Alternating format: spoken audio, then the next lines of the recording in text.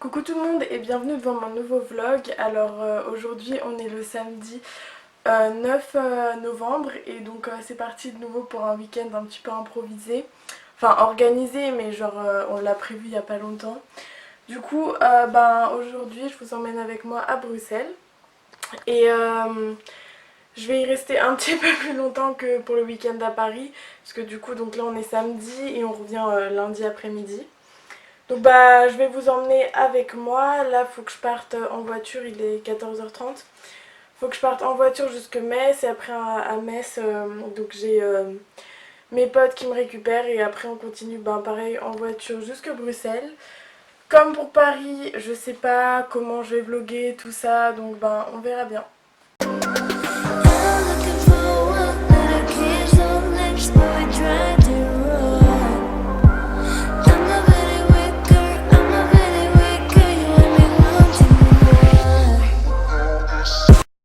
Bon comme c'était prévisible, je vous retrouve une semaine après parce que j'ai pas vraiment fait de face caméra pendant le week-end parce que comme dit que j'étais avec des personnes qui savent pas forcément que je suis sur YouTube et qui sont pas trop dans le délire là, donc voilà, parce que j'étais avec ma cousine Mathilde que vous connaissez, donc elle ça va, elle le sait et tout, mais on était avec deux autres potes et donc j'ai filmé des rushs, des paysages, des activités qu'on a fait, tout ça, mais j'ai pas filmé genre des faces caméra où je vous disais bon maintenant on va là, on va faire ça, tout ça.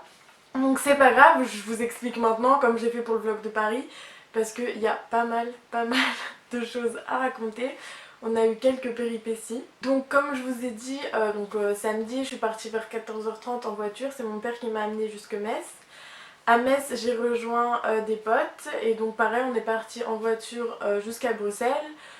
On est arrivé dans la soirée, donc on avait pris un petit Airbnb, enfin petit, franchement il était hyper cool. Et pour les 2 nuits, vu qu'on était 4, tout ça, pour 2 nuits, on a payé 80 € par personne. Donc en soi, c'est rien parce que c'est mieux qu'un hôtel. Et franchement, en soi, c'était moins cher parce que 80 € les 2 nuits, voilà, ça valait le coup. Donc on est arrivé, franchement, de base, on voulait déjà sortir et tout. Enfin, sur les 4, on était 2 à vouloir sortir et 2 qui étaient plus trop chauds. Et vu qu'on était fatigués déjà et tout, on a préféré rester à l'appart.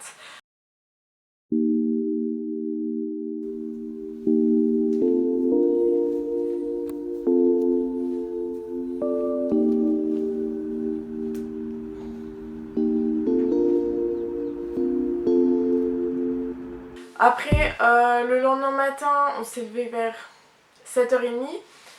On est parti, on a essayé de tout faire à pied un peu. Donc, pour aller petit déjeuner, on a genre déjà marché une demi-heure, mais bon, ça fait du bien dès le matin. Et on est allé manger au Belga Co. C'était un café franchement hyper sympa et si j'arrive à retrouver toutes les adresses et tout, je les mettrai en barre d'infos parce que là je sais pas exactement où c'était. Surtout qu'en vrai c'est pas trop moi qui gérais, genre on va là, on va là. Donc voilà, et franchement c'était hyper sympa. Ils proposent plein de thé, plein de café, des viennoiseries et tout. Donc on a mangé là-bas. Et ensuite, on s'est un petit peu baladé dans le centre, tout ça. Pas forcément, on est allé voir le Mannequin Peace. Bon, même si déjà de base, on savait que en vrai, c'était pas un truc exceptionnel. Quand on est arrivé devant, ça a confirmé un petit peu. Mais bon, c'est vraiment un truc incontournable. Donc on y est allé pour dire, pour aller voir quand même parce que voilà, c'est réputé. Ensuite, on est allé à la Grand Place, donc on s'est baladé un petit peu. Et on est allé à l'office du tourisme pour voir les activités qu'on pouvait faire et ce qu'on allait prévoir l'après-midi. Ensuite, on s'est rapproché de nouveau de notre hôtel un petit peu parce que le matin, on avait vu un restaurant qui avait l'air plutôt sympa pour le midi. Donc on y a mangé, ça s'appelle Poulet et Poulettes. Bon du coup, il n'y avait que des plats à partir de poulet. Et franchement, la carte n'était pas énorme, mais c'était déjà l'endroit, le restaurant était hyper sympa. En fait, il y avait des tables au sol et il y avait des tables surélevées. Je sais pas comment dire, si vous voyez un petit peu genre un mirador. Bah là en fait c'était un petit peu pareil, genre les tables elles étaient surélevées sur une passerelle et donc avec un escalier et on a eu de la chance, on était sur une table comme ça donc c'était hyper atypique et tout, c'était pas mal. Et pareil les plats super sympas franchement ce qu'on a pris. Bah de toute façon vous aurez des images mais ce qu'on a pris franchement c'était top. Et ensuite et ben, on a décidé donc d'aller visiter, enfin d'aller voir en tout cas l'Atomium et la Mini Europe. Enfin du coup on hésitait entre les deux ou à faire les deux. Donc l'Atomium en fait c'est une structure dans laquelle on peut rentrer pour voir la vue et tout ça. Et en fait c'était 15 € l'Atomium et 15 € la Mini Europe. Et on est arrivé à l'Atomium et on a vu qu'il y avait vraiment genre une file énorme, mais vraiment énorme. Donc on s'est dit bon bah tant pis on va à la Mini Europe. On va à la Mini Europe et on voit bah il y avait beaucoup moins de queue et en fait on voit donc il y avait 15 € juste la Mini Europe ou 27,90 Mini Europe plus Atomium. Donc ce qui voulait dire qu'on faisait pas déjà la queue pour prendre les tickets à l'Atomium de nouveau. Et donc on s'est dit est-ce qu'on prend, est-ce qu'on prend pas. Et en fait le tarif étudiant c'était 21 € quelque chose pour les deux. Donc on s'est dit bah vas-y on prend, ça fait que 5 € de plus en soi pour les deux au lieu de genre 30 € les deux. Donc on prend et donc on a fait d'abord la Mini Europe. Et en fait pour vous dire la Mini Europe c'est genre un petit parc où il y a plein de monuments miniatures de l'Europe. Sauf que on a trouvé ça hyper inintéressant. Genre à la limite tu vois ouais genre la tour Eiffel, des trucs comme ça. Mais après il y a plein aussi de bâtiments bah du coup de l'Europe mais qu'on connaît sans plus. Et on a trouvé ça quand même hyper inintéressant. Enfin mettre 15 € là-dedans, on était dégoûtés. Donc heureusement on s'est dit ça va, on a mis 21 € pour les deux. Donc heureusement qu'il y avait l'Atomium. Donc voilà on a fait la Mini Europe que je ne conseille absolument pas. À moins que vous vouliez perdre un peu d'argent quoi. Après si vous êtes intéressé par les monuments tout ça pourquoi pas. Mais enfin nous on n'a vraiment pas trouvé que ça valait le coup. Et donc ensuite on est allé à l'Atomium. Donc pareil à l'intérieur il y avait encore vachement de queue parce que ben il y a qu'un ascenseur pour monter. Donc ben voilà fallait attendre. Mais franchement j'ai trouvé quand même que ça valait le coup. Parce que bah, c'est hyper original aussi. Bon il y a vachement d'escaliers tout ça. Mais parce que du coup c'est plein de petites boules en fait et dans laquelle selon les étages il y avait une exposition et après ben, tout en haut ben, il y a une vue panoramique et franchement j'ai vraiment bien aimé le concept donc ça franchement moi à faire. Après est-ce que ça vaut 15 €? Je sais pas non plus mais bon allez on était là un week-end, on s'est dit fallait bien faire visiter un petit peu et faire quelques activités donc voilà. Donc du coup voilà l'après-midi on fait nos visites tout ça. Puis on décide de rentrer parce que ben, il était déjà genre 17 h, un peu plus de 17 h. Et on avait réservé dans un restaurant donc le soir, donc déjà le temps de retourner à l'hôtel, de nous changer, tout ça. Donc vers 17 h 50, on arrive au Airbnb et du coup moi je vais ouvrir la porte et ça fonctionne pas. Du coup je me dis ouais je sais peut-être pas ouvrir une porte. Donc un de nos potes il essaye, ça marche pas, l'autre il essaye, ça marche pas non plus. On dit il y a un souci quand même, enfin c'est bizarre, elle s'ouvrait très bien hier. Donc on appelle le propriétaire et le propriétaire ben, il nous dit bah attendez c'est pas grave, des fois il y a un souci avec le système, moi je peux ouvrir avec mon téléphone. Donc du coup à distance il essaie d'ouvrir parce que ouais il y avait donc un système. Et ça fonctionne pas non plus. Il essaye, ça fonctionne pas, on réessaye avec la clé, ça fonctionne pas, tout ça. Et donc il nous dit, ben c'est pas grave, j'ai une autre clé dans une boîte aux lettres avec un code à 1 km d'ici, si vous pouvez y aller. Sachant que la clé c'était exactement la même que la nôtre. Et que si lui, depuis son téléphone, il n'arrivait pas à ouvrir la porte, c'est que c'était pas qu'un souci sur notre clé et donc pour nous on s'est dit ouais bah en fait ça va être la même, genre ça va pas fonctionner mais bon du coup avec un pote on y va. 20 minutes plus tard on revient, on essaye d'ouvrir, ah bah comme par hasard forcément ça fonctionnait pas. Donc on réessaye, on appelle le propriétaire, il réessaye avec son téléphone, ça marche toujours pas. Finalement il dit bon bah je vais appeler un serrurier, le serrurier 20 minutes plus tard il arrive, il essaye d'ouvrir au téléphone avec le proprio, ils essayent, donc lui il essaye avec ses techniques, le proprio en même temps il essaye encore d'ouvrir avec son téléphone, tout ça. Au bout d'un certain temps, ça fonctionne, heureusement. Donc on était arrivé vers 17h50 et enfin vers 19h10 on arrive à rentrer dans le Airbnb. Donc le serrurier il réessaye d'ouvrir et de fermer quand on était à l'intérieur pour voir si ça fonctionnait. Ça fonctionnait, pas de soucis, super. Donc nous on devait se dépêcher parce qu'on devait repartir à 20h, sachant que donc le restaurant on avait réservé à 20h30. Donc on se change, tout ça, vers 20h10 on repart et moi je dis bah attendez, je réessaye quand même d'ouvrir. J'essaie d'ouvrir. Impossible de réouvrir l'appart. Donc on s'est dit super, on envoie un message au proprio parce que le proprio en fait je sais pas il était en réunion ou je sais pas quoi et donc il pouvait pas nous répondre tout le temps, du coup c'était encore plus le bordel. Donc on envoie un message au proprio comme quoi nous là on partait au restaurant, que la porte ne s'ouvrait toujours pas et donc on savait pas trop quoi faire. Donc on avait à peu près un quart d'heure de route pour aller jusqu'au restaurant. On arrive presque au restaurant que le propriétaire envoie un message, il y a un serrurier qui arrive dans un quart d'heure.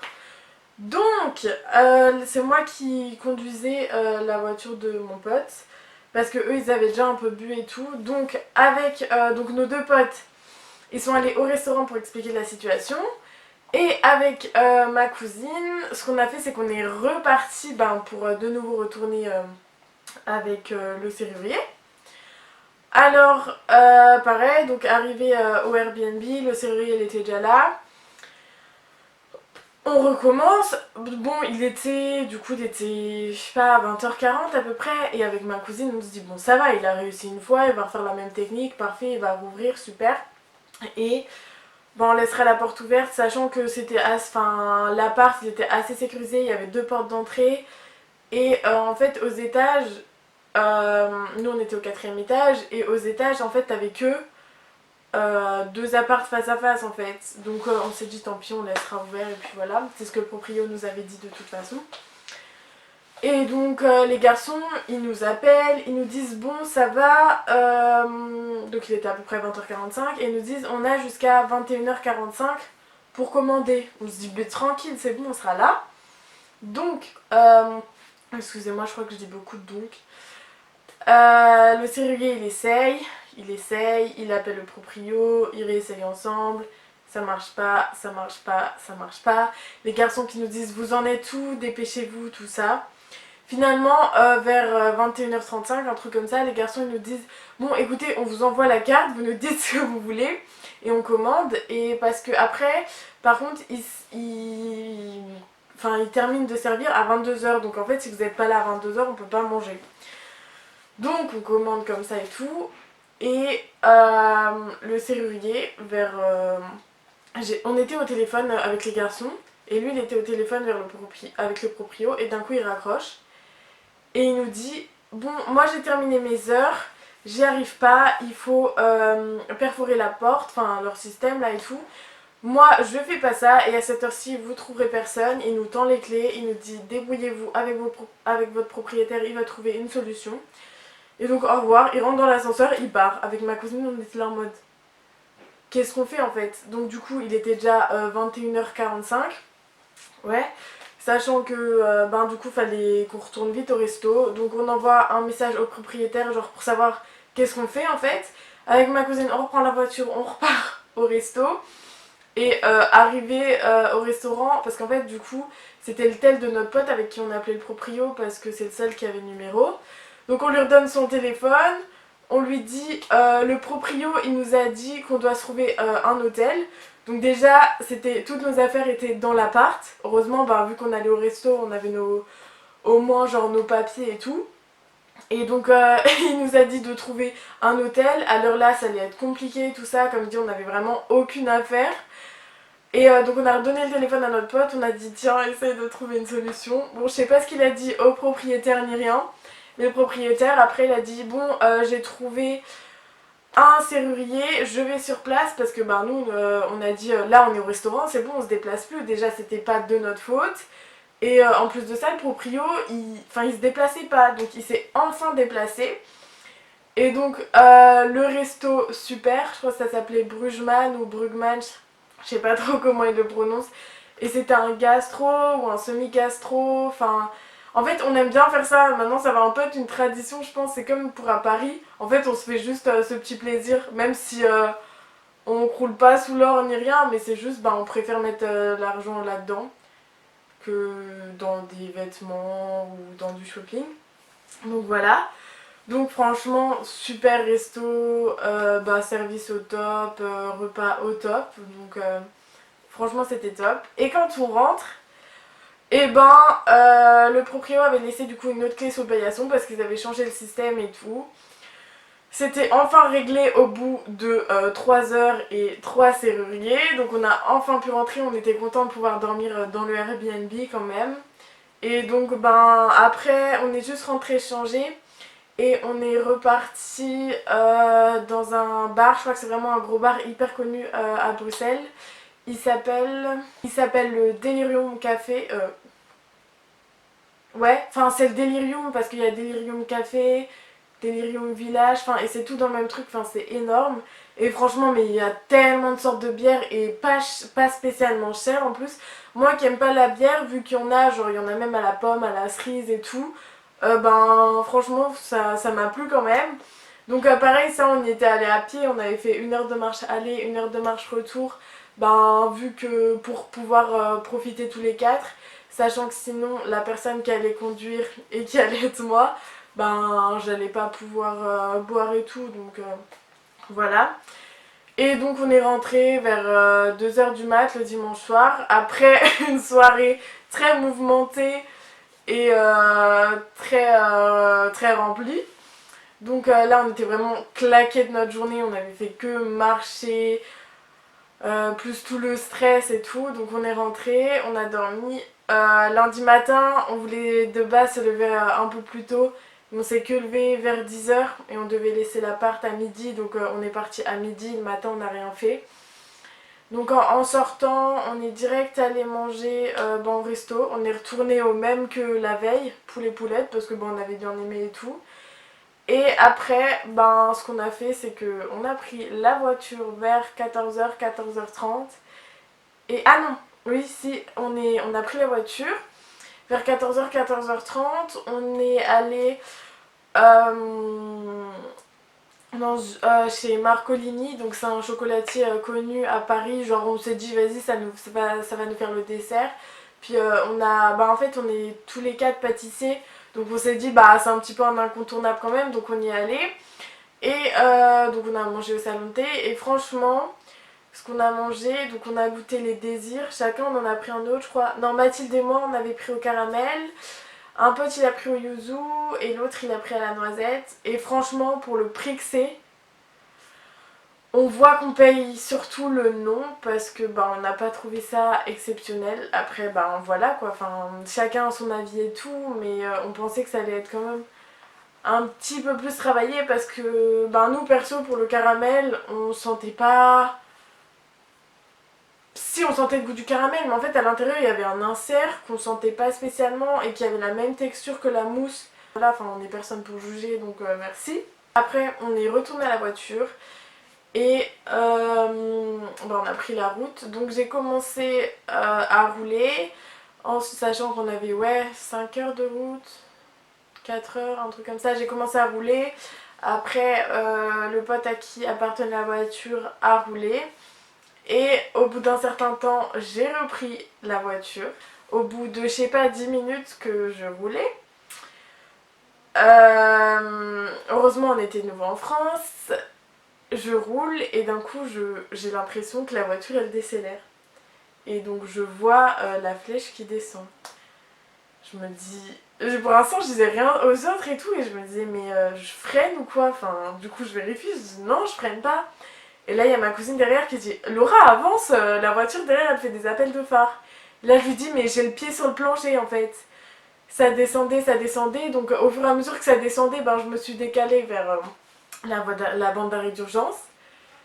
Il y avait rien qui fumait, il y avait aucun voyant qui était allumé, donc je comprenais pas. Et là, bah, la voiture elle s'arrête toute seule pile quand j'arrive sur la bande d'arrêt d'urgence. Et bah, là, il y a 3 voyants qui s'allument, bon, je pourrais pas vous dire lesquels ni rien. Donc on ouvre, sachant qu'il commençait déjà à faire nuit, qu'il pleuvait. On ouvre le capot, il y a rien qui fume, rien et tout. Donc ça faisait quoi, 5 minutes qu'on était sur la bande d'arrêt d'urgence, on allait appeler l'assurance et tout, et là il y a la police qui arrive, je pense qu'ils peuvent voir donc avec les caméras ou que quelqu'un avait signalé, je sais pas. Et donc bah ils nous disent vous êtes tombé en panne, bah du coup oui. Donc bon je vous épargne enfin tout le temps, enfin en soi ça prend quand même du temps et tout, ils appellent le dépanneur, mon pote il appelle son assurance et tout, enfin je sais pas comment il s'arrange, blablabla. Le dépanneur arrive, nous on avait froid, enfin, en plus avec tout ce qui s'était passé déjà le week-end, enfin la fatigue, le stress et tout, là on n'en pouvait plus, on était à bout, nous on voulait juste rentrer. Alors heureusement on était pile à l'entrée de Metz, enfin sur l'autoroute, mais pile à l'entrée de Metz. Et du coup bah, on était déjà donc en France. Et nous de base on devait aller jusque Nancy, donc on n'était plus qu'à 1 heure, donc on s'est dit heureusement que ça arrive là quoi. Puisque moi je devais prendre un train à Nancy pour aller jusque Strasbourg, ma cousine un train à Nancy pour retourner dans les Vosges et tout.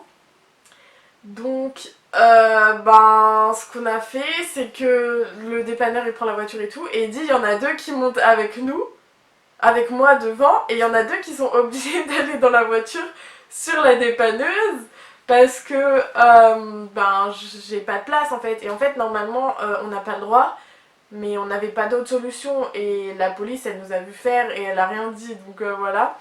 Donc qui c'est qui s'est retrouvé dans une voiture sur une dépanneuse? C'est moi. Alors franchement là pour le coup bah on a plus pris ça à la rigolade, et même si on en avait trop marre et tout, c'était assez cocasse comme situation, donc voilà.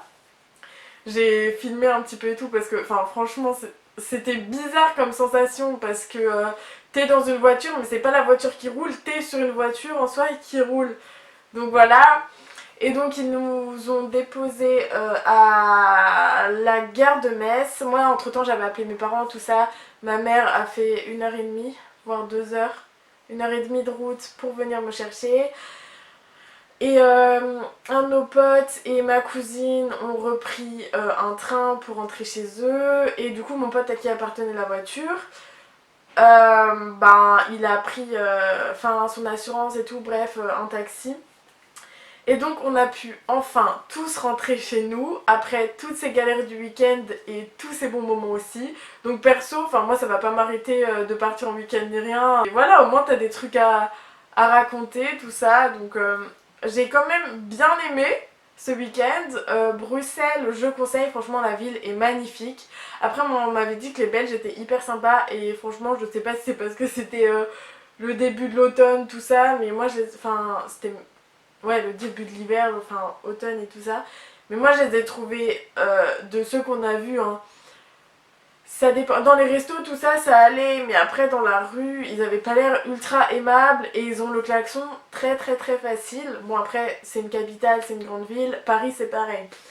Donc voilà, donc j'en garde un très bon souvenir. J'espère que cette vidéo vous aura plu et je vous souhaite pas d'avoir des galères comme nous. Franchement, je sais pas, mais on avait vraiment pas une bonne étoile le week-end là. Et donc du coup, je vous laisse et je vous dis à bientôt pour une nouvelle vidéo.